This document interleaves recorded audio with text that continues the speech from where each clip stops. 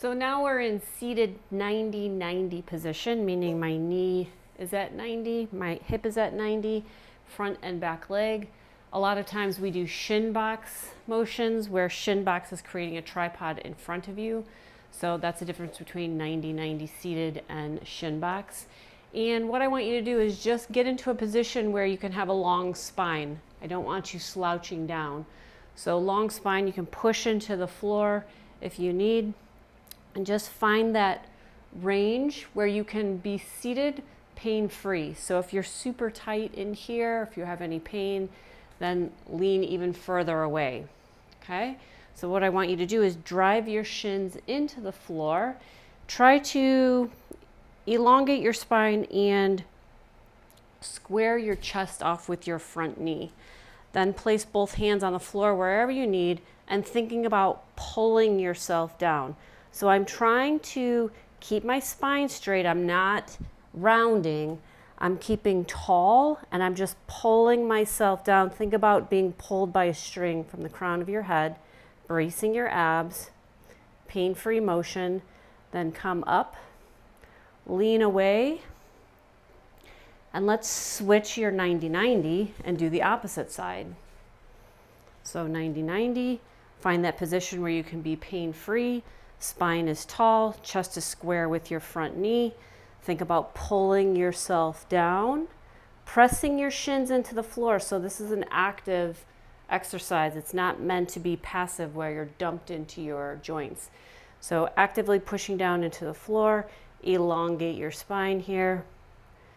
You can do a couple of forward and then back. So always remember to drive your shins into the floor. I'm squeezing my back glute as much as I can, pushing into the floor with my hands to keep my spine tall. Then when you're ready, you can place your hands wherever you need so that you can switch and do the opposite side. And now what I want to do is find that position where I can really get some rotation. So think about elongating your spine before you rotate, sort of like our shin box. Look over your shoulder so you're wringing yourself out like a rag. Again, I'm pushing my shins into the floor, squeezing my glute. Then hands behind your back, switching sides again. So get tall in your spine, rotate, squeeze that back glute. Look over your shoulder, wring yourself out like a rag here.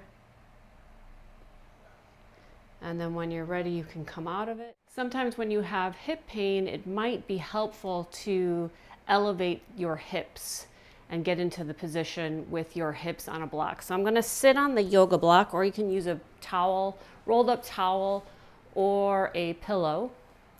And I've got my hips elevated over the mat, and all I'm gonna do is go into that modified pigeon position.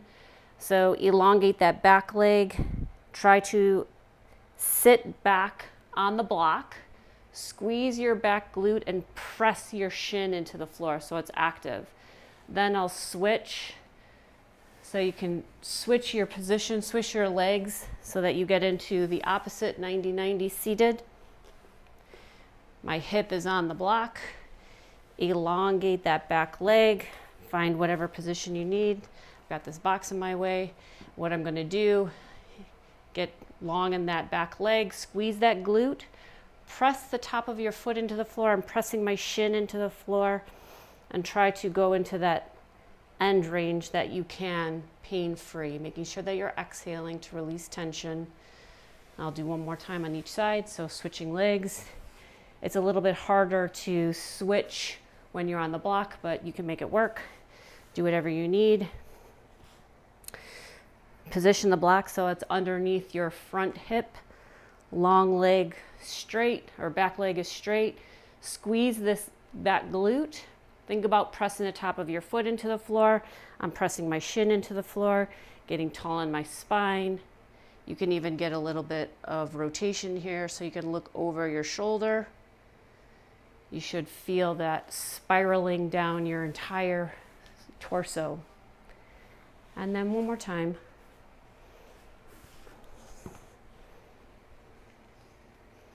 So tall. I'm seated on the block. I'm trying to press my hip into the block, long leg and behind me, squeezing. Let me move so you can see in the camera. There you go. Pressing the tops of your feet into the floor. Spine tall, exhaling.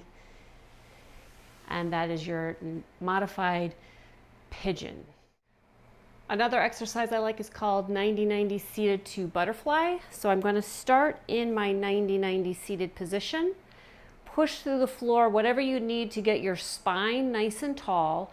What I'm going to do is bring my back leg up as high as I can, straighten it out, and then come into that butterfly position. Don't worry about being perfect, but all I want you to think about is not using momentum to get that leg in position. So I want to think about lifting it up as high as I can, driving your shin into the floor, switching into your butterfly position, and just alternate. Making sure that you're breathing to release tension and not going into pain. So if this is painful, this might not be the exercise for you. So listen to your body. Do what's best for your body, not what I'm telling you to do. I'm going to do a moving pigeon. So you may or may not know the pigeon position in yoga. So what I'm going to do is start in 90-90 seated, and take my long leg or my back leg and make it long as I can. I'm trying to roll onto the top of my foot. So you'll go only as far as you can with pain-free motion. Then come back into your 90-90 seated position, switching sides, back to 90. Now take that leg, that back leg, elongate it and try to roll over the top of your foot, only going into pain-free motion. You don't have to hold it. We're just trying to get range. We're not trying to get a big stretch. So rolling onto that back foot, I'm trying to stay in my front hip as much as possible. I'm feeling this a lot, so I guess this means I need to do this more.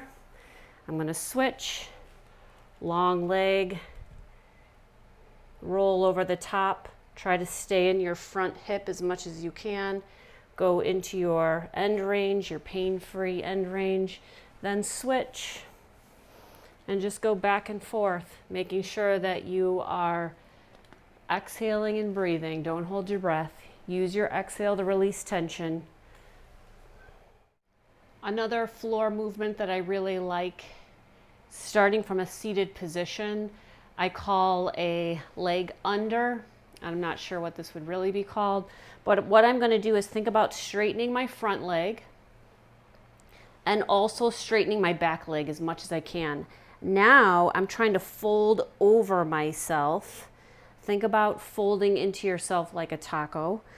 Folding into myself while pushing into the floor with my hands and my legs and the top of my back foot.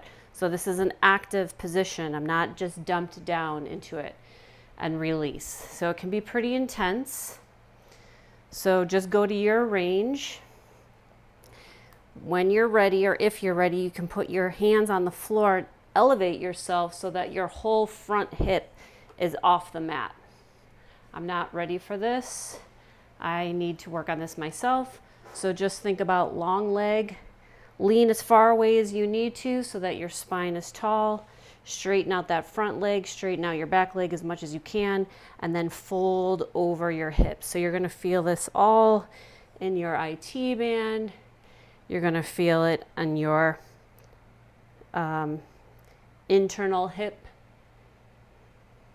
Don't go to pain. Make sure that you're breathing. And then I'll show you on my opposite leg. So starting in 90-90 position, I'm going to straighten out my front leg.